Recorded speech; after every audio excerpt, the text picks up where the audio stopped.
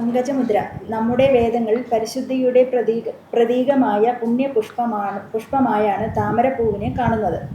നമ്മുടെ ശരീരത്തിലെ 7-ാം ചക്രത്തിനെ 1000 ഇതളുകളുള്ള താമരപ്പൂവായി മുനികളും ജ്ഞാനികളും പരാമർശിച്ചിട്ടുണ്ട്. താമര ചെളിയിലാണ് ജനിച്ചതെങ്കിലും അതിൻ്റെ ശരീരവും ശിരസ്സും നിവർത്തി അഭിമാനപുരസ്സരം അതിൻ്റെ പൂവിനെ ഉയർത്തിപ്പിടിച്ചു നിൽക്കുന്നത് കാണുക.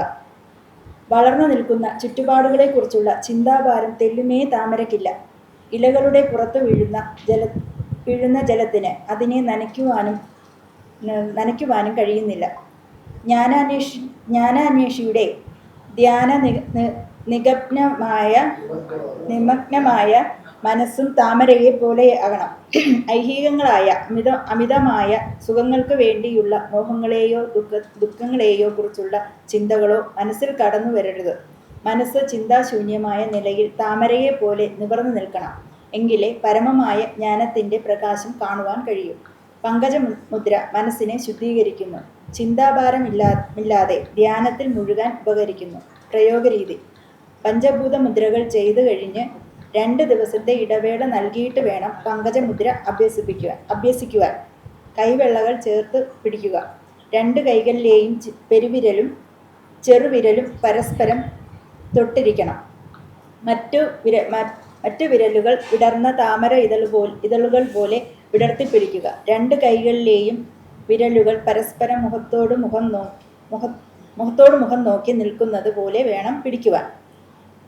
ശ്വസനം ദീർഘവും ശാന്തവും ആഴത്തിലുമായിരിക്കണം. മുഖം പ്രസന്നമായിരിക്കട്ടെ.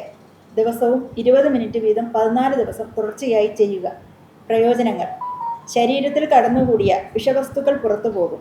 ശരീരത്തിലെ ഊർജ പ്രവാഹത്തിലെ തടസ്സങ്ങൾ നീങ്ങും.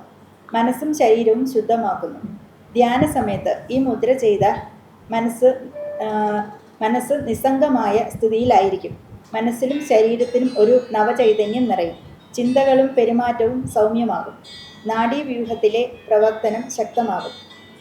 നട്ടെല്ല് ശക്തമാവുകയും പുറത്തും കഴുത്തിലും ഉണ്ടാകുന്ന വേദന ശമിക്കുകയും ചെയ്യും. ആമാശയത്തിലുണ്ടാകുന്ന മുഴകൾ ശമിക്കുന്നു.